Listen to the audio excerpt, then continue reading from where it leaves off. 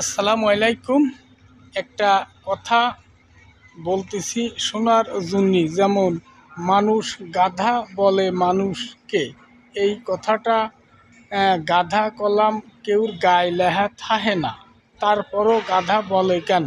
এর কারণ হচ্ছে তার কর্ম কথা খারাপ হলেই মানুষ গাধার তুলনা করে। কারণ গাধারা সারাটা দিন পরিশ্রম করে, সারা দিনের 12 ঘন্টার 10 ঘন্টায় কর্ম করে আর 2 ঘন্টা খায়। কারণ গাধা সারাদিন কর্ম করে, পরিশ্রম বেশি করে, খায় খুব কম, রেস্ট নেয়। এই জন্যই বলে এই গাধার তুলনা করে, কারণ গাধা মানুষকেই বলে। গাধা কেউ গায়ে লেখা থাকে না, তার কর্মই কথায় বুঝে নিতে হয় এই লোকটা গাধা না বুদ্ধিমান। কথাটা জ্ঞানের জন্যই বললাম, কথাটায় রাগ হওয়া যাবে না। আল্লাহ হাফেজ।